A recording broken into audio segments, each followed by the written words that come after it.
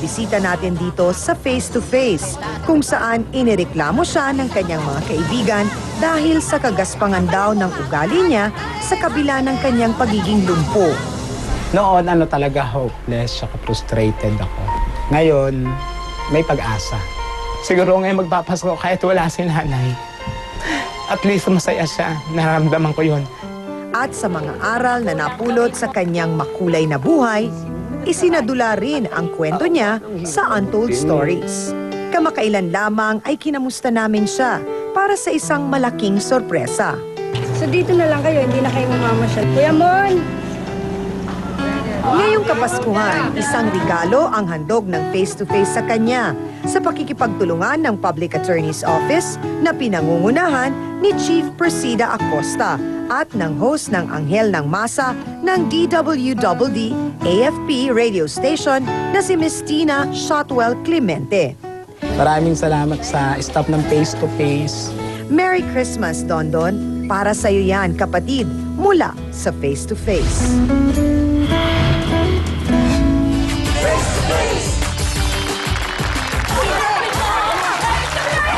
Mga kasawsawan, sandali lang po. Kasama natin si Ate Gina. At gusto ko ngang malaman, bakit po ninyo sinasabi na sampid lang si Gina Aling Josie? Kanino po ba siyang anak? Ako, yung biyanan niya, kapatid ko. Kumurahin niya, kung sagutin niya, ganun na lang. Hoy! Biski nga biyanan niya eh. Minamura ako! Ikaw ang minumura ko si Sinapang! Naaangkin ka ng talimusili eh. Oh, bakit? Ang ng mukha mo. Wala kang ang bahay eh. Titira ka lang eh. Ang bahay mo, binenta mo! Wala ka ano! Ano pag-alam mo sa bahay ko, ha? Ano binenta mo? Saan ka ngayon? Alam mo kung saan ang bahay ko? Ang tapang niyo, ha? Wala laki lang kayo! Ano? Ha? Isa-isa lang! Sa-isa! Kapal ng mukha! Sasabihin mo? O ano? Ate Esme. Ako sa'yo, sasabihin mo! Nakatulong na nga! Ano ginagawa niyo? Sinusumpat ko! Ano sila ako sa'yo? Ano? Ha? Sandali lang po. Kain eh, nahihingi pa ako. O bakit? Sandali lang. Sandali lang. Kasi ako lang kaya-kaya niyo awayin niyo sa compound! Sandali lang po. Sandali lang po. Sandali lang po. Sandali lang.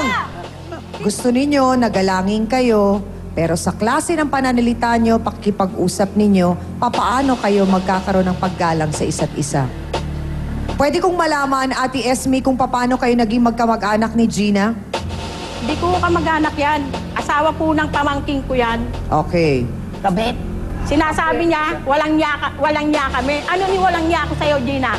Sabihin mo. Gina, anong inireklamo mo at ikinagagalit mo sa kanila? Ganun na nga po tumutulong sila mag-ate. Sinusumbat naman nun sa akin. Anong gagawin ko? Timumurahin ko rin sila. Lagi sila ako Paano minumura nangyaring sinusumbat sa'yo? Tinutulungan nila ako maghanap buhay. Anong ginagawa nila? Pinapahiya nila ako sa paghahanap buhay namin. Anong Pag sinasabi? mga lasinguyan, ako pinagbubuntungan nila ng galit nila. Anong reaksyon ng asawa mo bilang ang asawa mo ang kamag-anak nila? Ay, hindi na lang ako sila pinapatulan kasi ganyan yung mga ugali niyan eh. Hindi siya marunong makibagay sa... Lalo-lalo na sa kapatid ko. Yung nanay ng pamangking ko, biyanan niya yun. Hindi siya marunong. Sinasagot niya, biyanan niya. Paano po ba Kaya dapat kayong sinasabi pakibagayan? ng kapatid ko sa kanya, basta marunong ka lang makisama sa amin, makikisama kami. Pero sa inyo. gaano po katotoo na pinapahiya po ninyo siya? Hindi ho totoo yung pinapahiya namin siya. Siya nangihiya. Talaga lang ha. Siya nangihiya. Dahil siya, ha? Ang lakas ng boses ng bunganga niya, umaga pa lang, tulog pa ang ate ko. Bunganga na siya ng bunganga sa loob ng court. Kaya yung kapatid Anong ko, sinasabi? nagagalit sa kanya. Nuknukan chismosa pa yan.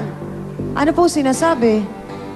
Eh, tanong niyo sa kanya kung ano sinasabi. Kaya nga ako nagagalit yung kapatid ko sa kanya eh. Nagkukwentuhan lang kami Umaga pa lang, ho. Nakikipagchismisa na. Nakikipag-chismisa na yan do sa court. Boto hands na nga muna. Patawarin ina ng awa. Okay mga kapatid, narinig na natin, apat ang ating bisita, dalawa sa puti, dalawa sa pula. Kaninong istorya ba ang mas kapanipaniwala? Sino nga bang mabait? Sinong masama ang ugali? Nako, boto hands, pula ba o puti? Taas, go, taas, boto, boto hands! Bula, bula, bula. Bula, bula, bula.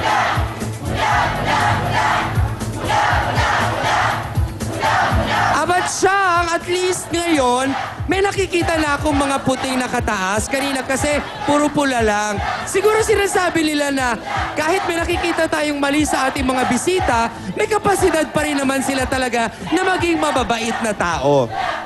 Mga ka-face-to-face, sana nga po bukas ang puso at isipan ng ating mga panauhin ngayong araw na ito para po sa isang masinsinang counseling na sa palagay po namin ay malaki ang matutulong po sa magiging pagbabago po nila ng kanilang buhay. Sabi mo kanina, malilit naman kayo eh. Maganda naman ang po inyo. kami. Nagtitinda kami sa Quiapo. Masaya kami ng araw. So, ibig sabihin, may maganda talaga kayong pinagsamahan. Kahit na marami kayo. 15 nga ba kayo sa... 15 kayo? Doon sa legal. Tapos tatlong ano. Ha?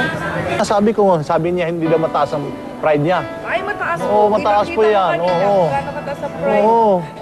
At saka sabi ko, nasa Nazareno kayo, nasa kaya po Sabihin kayo. na natin, Dapat ay ate. dalhin niyo sa Pero bahay ako pamamahan niyo. marunong umunawa, marunong. Kaya nga, hanggang na kailan. Kaya lang. Ha? Gusto na rin makipagbati, ayaw mo pa ngayon. Oo nga. Oh, yan ang sinasabi ko. Sa ating po mga bisita, nagkaroon po kayo ng counseling kasama ang ating trio tagapayo. Meron pa rin po silang nais sabihin sa inyo? Simulan ko kay Attorney Acosta.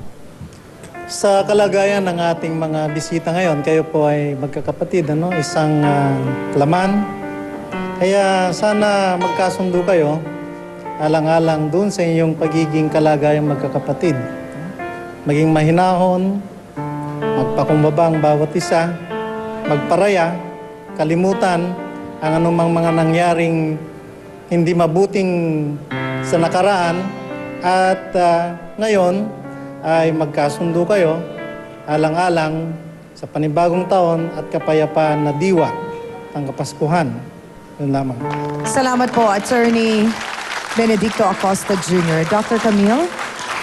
Nung kaninang counseling, isa lang ang tinanong ko sa kanila, ano ho ba ang gusto niyong mangyari? Gusto ko na hong magkabati-bati kami dahil magpapasko na ho. Halos mag-iisang buwan na daw silang hindi nag-uusap. So sabi ko din, ang dali-dali lang naman pala ng gusto niyong mangyari, magkabati kayo. So siguro, ang unang-unang pag-isipan nyo, lahat ho tayo dito bilang magkakapatid, kayo matanda ho or bata, ay nire-respeto ho. Wala akong sinasabi na kahit ako ang matanda, mas malaki ang respeto mo sa akin, ako ang bata, hindi kita kayang respetuhin. Lahat po ng tao ay may karapatan na dapat irespeto ang kanilang sasabihin. Kaya dapat ho, makinig kayo sa mga bawat sasabihin ng isa. Hindi ho yung pag nadinig nyo na yung sinasabi pero hindi nyo inuunawa. Dahil kung inuunawa nyo ang bawat isa, malalaman nyo kung gaano kahalaga ang pagiging magkapatid nyo sa bawat isa. Lalo na 15 kayong magkakapatid, magkakasama kayo sa isang lugar. Siguro, swerte nga ho ng mga magulang nyo kahit na wala na ho sila.